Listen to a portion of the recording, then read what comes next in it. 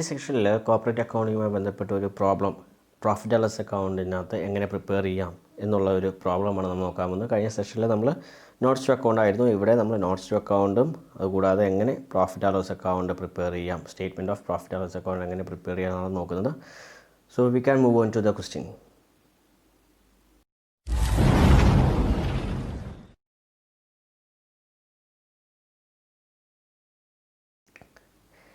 A Limited provides the following information for the year ended 31st March 2020.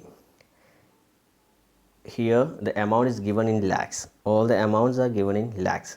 Sales 1450, furniture and fittings 50, discount 10, advertisement 15, bad debt 4, excise duty 3, commission 6, trade commission received 3, trade omission അല്ല, trade commission എന്നാണ്.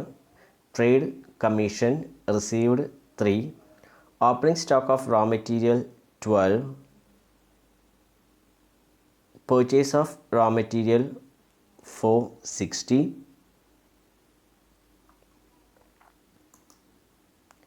rental income 2, rentals 3, interest expenses 12, other borrowing cost 2, salaries and wages 300, plant and equipment 100, debenture interest 4, building 200, opening stock 12, dealer aids 2, sundry debtors 40, distribution freight 4, transit insurance 1, transfer fee received 2, opening stock of finished goods 80, surplus account 11, interest income 6, dividend received 4. Then these are the items in the trial balance and additional information. Closing stock, raw materials 120 lakh, work in progress 16 lakh, and closing stock of finished closing stock 70 lakh. Second one, make provision for bad debts 10%. Third one, depreciate plant and equipments 20%, building 5%, furniture and fittings 10%. Provide income tax at 30%. You are required to prepare a statement of profit and loss for the year ended 31st March 2020. So question വായിച്ചു. ഇനി answer ചെയ്യുന്നതിന് മുമ്പ് നിങ്ങൾ എല്ലാവരും മനസ്സിലാക്കി വെക്കേണ്ട ഒരു കാര്യം, notes to account profit and loss അക്കൗണ്ടിൽ ഇതിന് മുമ്പ് സെക്ഷനിൽ പഠിപ്പിച്ച പ്രോബ്ലവും പഠിച്ചു. അതിന് മുമ്പ് നോട്ട്സ് ടു അക്കൗണ്ട് സെപ്പറേറ്റ് നമ്മൾ പറഞ്ഞു. അത് ക്ലിയർ ആയിട്ട് പഠിച്ചിട്ടുണ്ടെങ്കിൽ മാത്രമേ നമുക്കിത് പ്രോബ്ലം ചെയ്യാൻ സാധിക്കുള്ളൂ. അത് പഠിച്ചിട്ടില്ല എങ്കിൽ നിങ്ങൾ ആദ്യമേ അത് ഫെമിലറൈസ് ചെയ്യുക. You should be familiarized with each item where we can included on those items. അല്ല, നമുക്ക് ഓരോ ഐറ്റവും പറയുന്നുണ്ട്. Revenue from operation, other income എന്നുള്ള ഓരോ ഐറ്റവും പറയുന്നുണ്ട്. അപ്പോൾ ഓരോ ഐറ്റവും എവിടെ ഉൾക്കൊള്ളിക്കാൻ പറ്റും എന്നുള്ളത് ക്ലിയർ ആയിട്ട് മനസ്സിലാവണമെന്നുണ്ടെങ്കിൽ you should be by heart, at least you should be familiarise each item. Notes to account, at least notes to account എന്താണെന്നുള്ളത് ക്ലിയർ ആയിട്ട് പഠിച്ചാൽ മാത്രമേ നമുക്ക് പറ്റുള്ളൂ. പഠിച്ചിട്ടില്ലാത്തവർ ആദ്യം തന്നെ അത് നോക്കുക. ഓക്കെ, നമുക്ക് നേരെ ആൻസറിലേക്ക് പോകാം. ആൻസറിലേക്ക് പോകുന്നതിന് മുമ്പ് ക്വസ്റ്റ്യൻ കിട്ടിക്കൽ, നിങ്ങളിപ്പോൾ ക്വസ്റ്റ്യൻ എഴുതി വെച്ചിട്ടുണ്ട്. ആദ്യം ക്വസ്റ്റ്യൻ എഴുതി വെക്കണം. ക്വസ്റ്റ്യൻ എഴുതി വെച്ചതിന് ശേഷം നിങ്ങൾ നേരെ ആ ക്വസ്റ്റ്യനിലേക്ക് നോക്കി അതിൻ്റെ ലെഫ്റ്റ് സൈഡോ റൈറ്റ് സൈഡോ എവിടെയാണെന്ന് വെച്ച് കഴിഞ്ഞാൽ നിങ്ങൾ ഓരോ ഐറ്റം വായിക്കുക. സോ ഫസ്റ്റ് ഐറ്റം എന്ന് പറയുന്നത് നമ്മുടെ സെയിൽസ് ആയിരുന്നു അല്ലേ. ഫസ്റ്റ് ഐറ്റം സെയിൽസ് ആണ്, 1450 അല്ലേ. ഫസ്റ്റ് ഐറ്റം എന്ന് പറയുന്നത് നമുക്കിവിടെ നോക്കിയാൽ അറിയാം സെയിൽസ് ആണ്. ഞാൻ നേരത്തെ പറഞ്ഞു ഇത് നമുക്ക് കുറച്ച് ഡിഫിക്കൽട്ടാണ് ഇങ്ങനെ ബാക്കിലേക്ക് അടിക്കുക എന്നുള്ളത്. നിങ്ങൾ ക്വസ്റ്റ്യൻ ഞാൻ വായിക്കുമ്പോൾ തന്നെ ക്വസ്റ്റ്യൻ എഴുതി പോവുക. അപ്പോൾ സെയിൽസ് എന്ന് പറയുന്ന ഐറ്റം, സെയിൽസ് 1450 പറഞ്ഞു. ഏതിൻ്റെ കീഴിലാണ് വരുന്നത്? സോ ഇവിടെ സെയിൽസ് ആയതുകൊണ്ട് നമുക്കറിയാം ഒരു ട്രേഡിംഗ് ഫേം തന്നെയാണിത് അല്ലേ, ഒരു ട്രേഡിംഗ് ഫേമാണ്. സോ അതുമായി ബന്ധപ്പെട്ട് വരുന്ന മെയിൻ ഇൻകം എന്ന് പറയുന്നത് റവന്യൂ ഫ്രം ഓപ്പറേഷൻ ആണ് അല്ലേ. ട്രേഡിംഗ് ഫേം ആയതുകൊണ്ട് തന്നെ അത് റവന്യൂ ഫ്രം ഓപ്പറേഷനിലാണ് സെയിൽസിൻ്റെ ഫിഗർ 1450 വരുന്നത്. സോ അപ്പോൾ നമുക്ക് റവന്യൂ ഫ്രം ഓപ്പറേഷനിൽ എന്തെല്ലാം വരും എന്നുള്ളത് മനസ്സിലാക്കണം. അത് ഓപ്പറേറ്റിംഗ് റവന്യൂ ഉണ്ട്, സെയിൽസ് റിട്ടേൺ ഉണ്ടെങ്കിൽ അത് മൈനസ് ചെയ്യണം, എക്സൈസ് ഡ്യൂട്ടി ഉണ്ടെങ്കിൽ അത് മൈനസ് ചെയ്യണം. സോ അപ്പോൾ ഇതിനകത്ത് ഏതൊക്കെയാണ് ട്രേഡ് കമ്മീഷൻ, അതർ ഓപ്പറേറ്റിംഗ് റവന്യൂവിൽ വരുന്ന ഒരു ഐറ്റമൊക്കെയാണ് ട്രേഡ് കമ്മീഷൻ, സെയിലോ സ്ക്രാപ്പ്, ഇതെല്ലാം വരുന്നത്. അപ്പോൾ ഇങ്ങനെയുള്ള ഐറ്റംസ് എന്തെല്ലാം ഉണ്ട് എങ്കിൽ ഇതെല്ലാം തന്നെ റവന്യൂ ഫ്രം ഓപ്പറേഷൻ എന്ന് പറയുന്ന നോട്ട് നമ്പറിലേക്കാണ് നിങ്ങൾ മാറ്റേണ്ടത്. ഓക്കെ, നമുക്ക് ഏതൊക്കെയാണെന്നുള്ളതാണ് ഇനി നോക്കാൻ പോകുന്നത്. ഫസ്റ്റ് നമുക്ക് നോക്കാം. സെയിൽസ് നമുക്ക് പറഞ്ഞു, റവന്യൂ ഫ്രം ഓപ്പറേഷൻ ആണ്.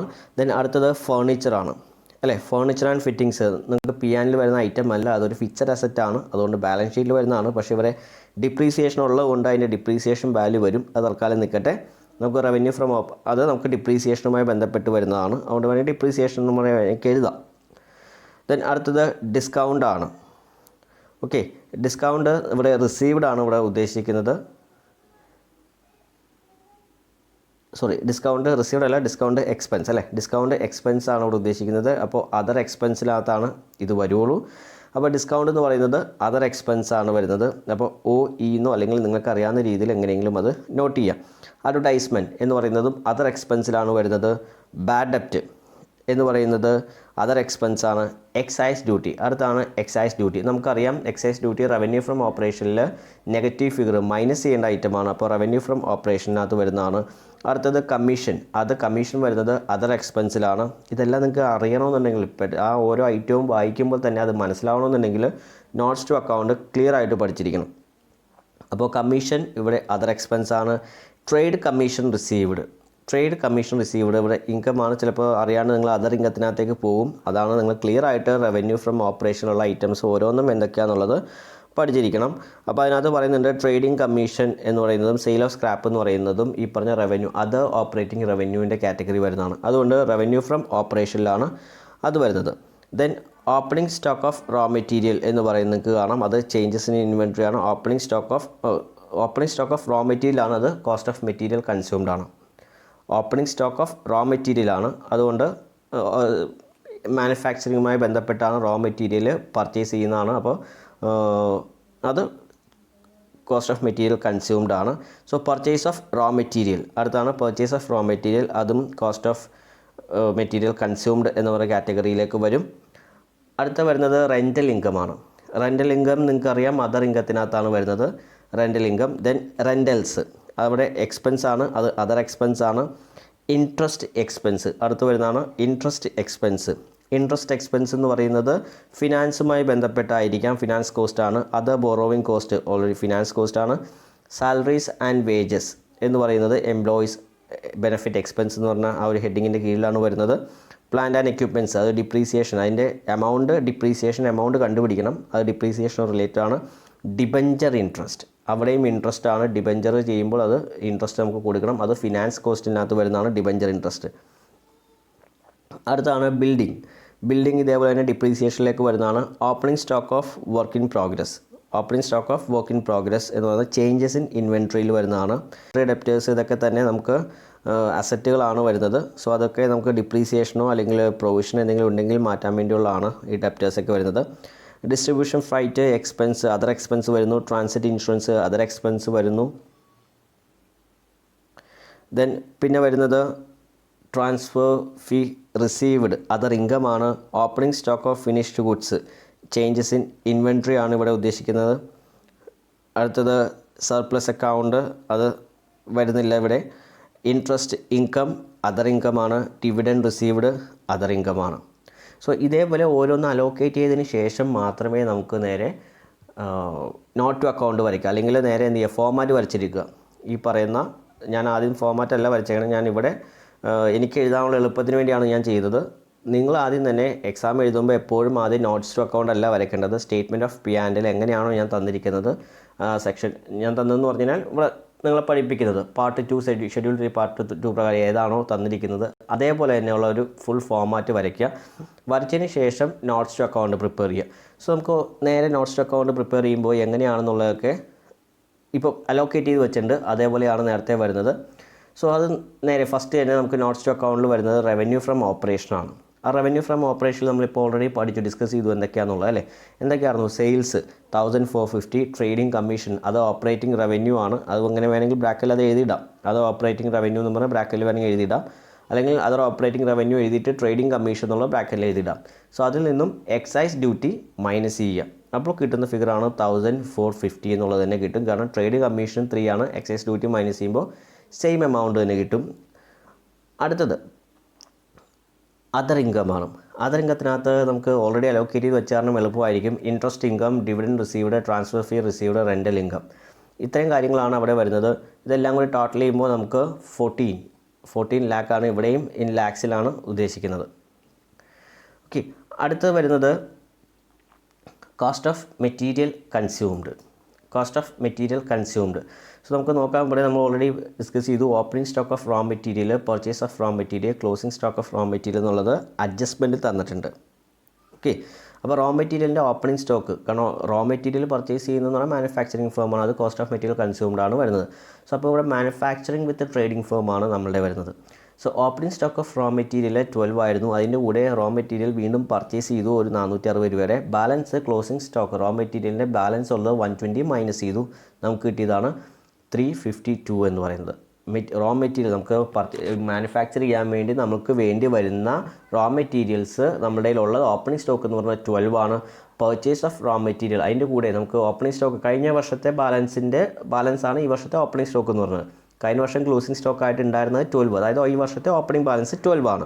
സോ അതിൻ്റെ കൂടെ പർച്ചേസ് ഓഫ് റോ മെറ്റീരിയൽ 460 നമ്മൾ പർച്ചേസ് ചെയ്തു. അതുകൂടാതെ അതിൽ നിന്നും ബാലൻസ് വന്നു. ഈ വർഷം ബാലൻസ് ഷീറ്റ് പ്രിപ്പയർ ചെയ്യുമ്പോൾ നമുക്ക് ബാലൻസ് വന്നത് 120 ആണ്. ആ 120 എന്ന് മൈനസ് ചെയ്യുമ്പോൾ കിട്ടുന്നതാണ് 352. So cost of material consumed എന്ന് പറഞ്ഞ് നമ്മൾ സ്റ്റേറ്റ്മെൻറ്റ് P&Lൻ്റെ സ്റ്റേറ്റ്മെൻറ്റ് എഴുതേണ്ട ഫിഗർ 352 ആയിരിക്കും. സോ അടുത്തതാണ് ചേഞ്ചസ് ഇൻ ഇൻവെൻട്രി. ഇവിടെ നമുക്ക് 3 ആയിട്ടാണ് നമുക്ക് തന്നിരിക്കുന്നത്. വർക്കിംഗ് പ്രോഗ്രസ് ആയിട്ട് ഫിനിഷ്ഡ് ഗുഡ്സ്, 2 ആയിട്ട് തന്നിരിക്കുന്നു. വർക്കിംഗ് പ്രോഗ്രസ്സും ഫിനിഷ്ഡ് ഗുഡ്സ് ആയിട്ട് 2 ആയിട്ട് തന്നിരിക്കുന്നു. വർക്കിംഗ് പ്രോഗ്രസ് എന്ന് പറഞ്ഞാൽ നമുക്ക് അറിയാം അല്ലേ, ഇൻ പ്രോസസ്സാണ്, വർക്കിംഗ് പ്രോസസ്സിലാണ്. സോ ഓപ്പണിംഗ് സ്റ്റോക്ക് എന്ന് പറയുന്നത് നമുക്ക് 12 ആണ്. അതിൻ്റെ closing stock of working progress, opening stock of working progress 12 നമുക്ക് തന്നിട്ടുണ്ട്. Closing stock of working progress നമുക്ക് അഡീഷണൽ ഇൻഫർമേഷൻ ആയിട്ട് 16 ലാക്ക് തന്നിട്ടുണ്ട്. തമ്മിലുള്ള ഡിഫറൻസ് ഇവിടെ ക്ലോസിംഗ് സ്റ്റോക്ക് കൂടുതലായതുകൊണ്ട് മൈനസ് ഫിഗർ തന്നെയാണ് കിട്ടുന്നത്. 4 മൈനസ് ഫിഗറാണ് വർക്കിംഗ് പ്രോഗ്രസ്സിനകത്ത് കിട്ടുന്നത്. Opening stock of working progress 12 ലാക്കാണ്. Closing stock of working progress എന്ന് പറഞ്ഞാൽ 16 ലാക്കാണ്. Here closing stock is more than opening stock. അപ്പോൾ വരുന്നത് മൈനസ് ഫിഗർ ആയതുകൊണ്ട് അവിടെ മൈനസ് ഫിഗർ തന്നെ കിട്ടുക, 4 ആണ് വരുന്നത്.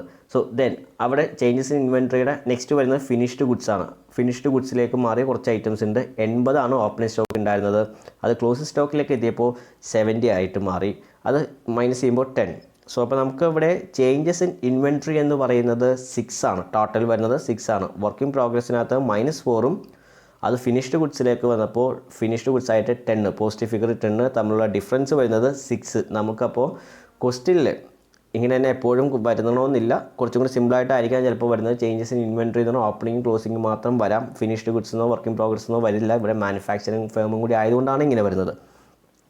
അപ്പോൾ ഇൻ പ്രോസസ്സിലുള്ളത് കുറേ ഉണ്ട് അല്ലേ. ഓപ്പണിംഗ് സ്റ്റോക്കിൻ്റെ ഇൻ പ്രോസസ്സിലുള്ളതാണ് ഈ 12, ഫിനിഷ്ഡ് ഗുഡ്സ് ആയിട്ടുള്ളത് 80 ഉണ്ട്. അതേപോലെ ക്ലോസിംഗ് സ്റ്റോക്കിനകത്തും ഇൻ പ്രോസസ്സിലുള്ള ക്ലോസിംഗ് സ്റ്റോക്കാണ് 16, ഫിനിഷ്ഡ് ഗുഡ്സ് ആയിട്ടുള്ള 70. അപ്പോൾ മൊത്തത്തിലുള്ള സ്റ്റോക്കാണ് നമുക്ക് 92 ഓപ്പണിംഗ് സ്റ്റോക്കായിട്ടും ക്ലോസിംഗ് സ്റ്റോക്ക് 86 ആണ്. സോ അപ്പോൾ നമ്മുടെ മൊത്തത്തിലുള്ള ഇൻവെൻട്രി സ്റ്റോക്കിൻ്റെ ബാലൻസ് നമ്മൾ സ്റ്റേറ്റ്മെൻറ്റ് ഓഫ് P&L എഴുതേണ്ടത് 6 ലാക്കാണ്.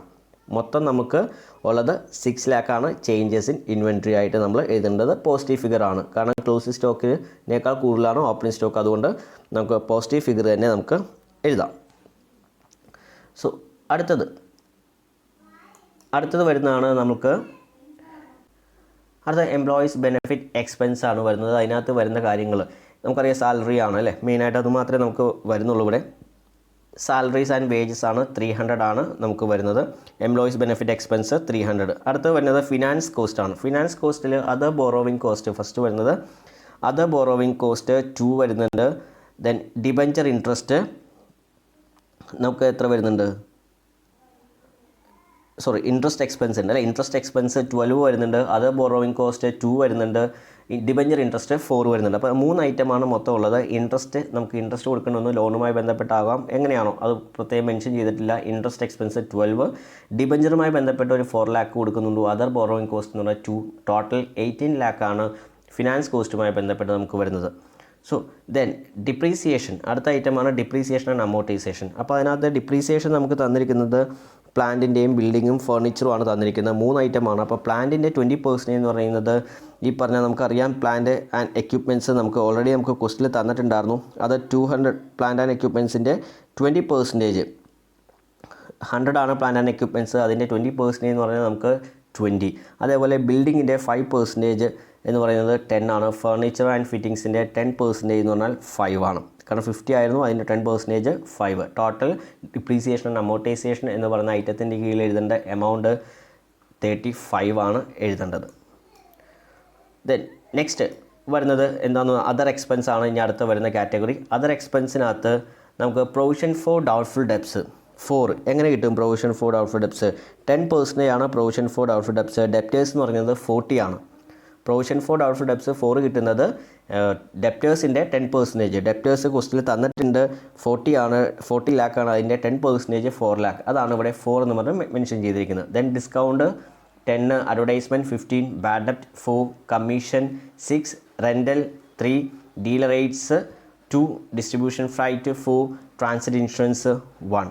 സോ ഇത്രയാണ് ടോട്ടൽ. നമുക്ക് ടോട്ടൽ 49, നമുക്ക് ടോട്ടൽ എമൗണ്ട് വരുന്നത് 49 അതർ എക്സ്പെൻസ്, അതായത് 49 lakh ആണ് നമുക്ക് അതർ എക്സ്പെൻസ് ആയിട്ട് വരുന്നത്.